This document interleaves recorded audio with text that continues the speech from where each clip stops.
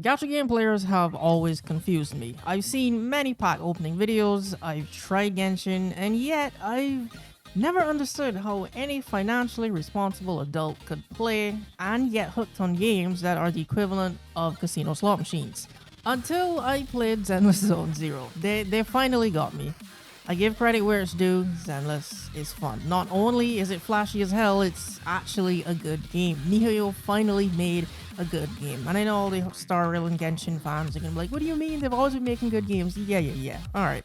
But yeah, they made a good game with this one, which might sound surprising. Again, considering they have Genshin and Star Rail in their lineup, and they make billions. But for me, those don't compare to this. The over-the-top stylish presentation, the character animations are fluid, and the controls are buttery smooth to match. It's a winning combo. Shout out to the two animators locked in their basement, slaving away on the character animations and physics for the last 2 years so we can get Nicole. Yeah, wait a minute. This is an anime game. Hold on, let me let me check something before I continue down this line of jokes. Oh, all right, I'm good. Also, shout out to Grace and Nicole for two very obvious reasons. Their weapons and amazing utility that they bring to the team synergy, of course. I'm not a fan of sport characters at all, they're not my thing, but Zenless might have changed that. Nicole's suitcase gun thing that shoots black holes and lets me do tag team assists more often is peak. I'm aware I'm not the target audience for this game, like the overacting and anime-ness of it, like hearing this. I'm sorry. Don't look at me. Makes me cringe, but I can overlook that because goddamn is she fun to play. I love sci-fi and futuristic settings, and this game is just that. The character designs are insane, they got on techwear, the gadgets and the weapons are cool as hell. There's a bear with some Cuban links on, like he really got that shit on. But this is a gacha game after all, so you need to grind or pay for the characters, and I ain't buying shit. Officer, arrest me! Arrest me, officer! I'm not doing it. Fuck you, Miho. I don't care how she looks. You're not getting my money. I'm not doing it. I will not.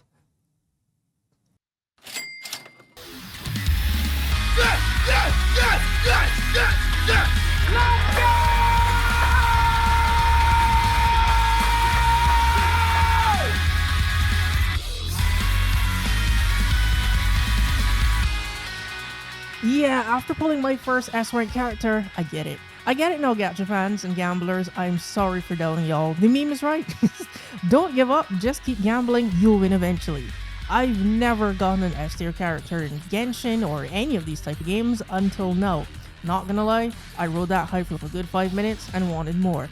It was a crazy feeling. I see why Bruno Mars is millions in debt. I too would throw away money chasing the feeling of winning to get more of these characters. Okay, actually no, I wouldn't. I don't know what the fuck I'm saying. I would not do that. But jokes aside, this is one of the only games in memory where the characters feel like they have so much life. Not just the voice acting, but unique animations for every single action on all characters, giving them so much personality and diverse character types. Speaking of diversity, this is a Chinese game after all, so Ben is probably the darkest character we'll see added to the game. I'll say a lot throughout the video, but huge props to the animation team. They went above and beyond in catering to the fan base, because if I had a nickel for every time there's a close-up shot of Grace without shoes on for whatever reason, I'd have 2 nickels. It's not a lot, but it's weird it happened twice. Now, I fully expected this game to be all flair and no substance, and something I'd play for 10-ish hours and never touch again, but no, like I said, it's a good game. There's way more depth and substance to this than I imagined. First of all, I saw a lot of people calling the combat brainless, and it's just pressing 3 buttons, and I admit, initially hearing that put me off from trying the game sooner. And after playing, I wish I didn't listen, because it's more than just pressing 3 buttons. I was happy to see there's a difficulty options, because I immediately went for that, hoping it would, make me pay attention and give me a bit of a challenge, and it did. I find the combat fun and engaging, whereas Genshin kind of put me to sleep. You can do perfect dodges, have your teammates do a tag team assist, and if you time it right, you can parry and tag your teammates with the same move. There's specials and ultimates and combos, but the thing that surprised me the most is each character plays differently. Whereas with Billy, you can press and hold square to just lock on and infinitely fire at an enemy, and B got combos. You can hit square 3 times and follow it with triangle immediately to bring out her special faster than if you press triangle by itself. Now with Juyen, am I saying that right? Probably not, but with her you have to use her special ability to build up special ammo that you can fire off corruption elemental bullets to do big damage to a single target, or by tapping the attack button, she switches her stance and does gun fu, basically just flipping all over the place and going from enemy to enemy. The gameplay is far more than just press square square triangle repeatedly. Plus there's actual gameplay variety and all of the characters are stylish and fun to play. My first impressions were so strong for this game because honestly, any game that lets you choose multiple characters, these starters are normally meh at best and you gotta wait a while to unlock the fun ones. But Billy and Anby are so fun to use from the jump. They're my favorite characters. I like their playstyle and their personality.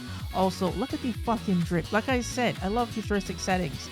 They're my favorite. And them having on tech wear clothes and these cool sneakers is just, yeah, I'm here for it. I know I'm gonna have to swap them out at some point because they're starting to struggle in the damage department compared to the other characters I have, kind of like the Ice Wolf, but yeah, I'm still playing with them because I like them. Apart from fun starter characters, the other thing that made my impressions of this so strong is their onboarding for new players. There's a lot of talk right now in the Destiny community and why it's so hard for new players to get into the game. Bungie doesn't have the answers, but Zenless does.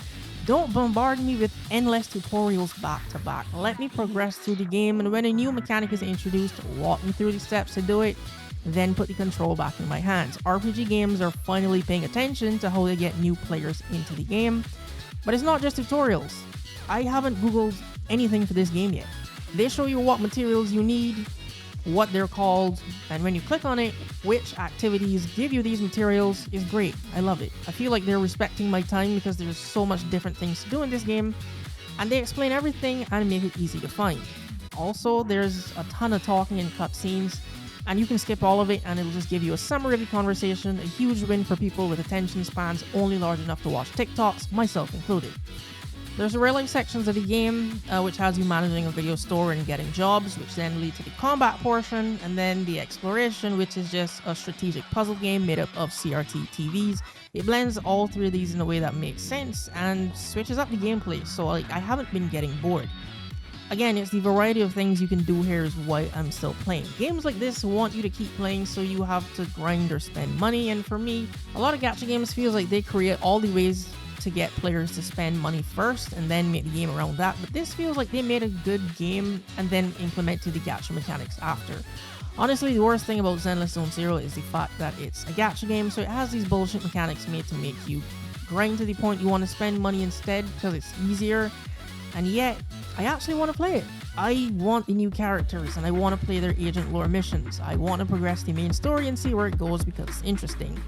I actually want to play this game because it's good. It has so many different activities to do that even though I'm grinding, I'm distracted by the fact that the missions are pretty fun, so it doesn't feel like I'm grinding. So yeah, this was a really good surprise trying this game out and adding it to my rotation recently, the last few weeks. It's been keeping me entertained. I could easily make a joke out of my name, but I won't do that, unlike everyone else who does, because it's low-hanging fruit and I actually have comedic standards. But yeah, play Zenless Zone Zero, it's pretty fun.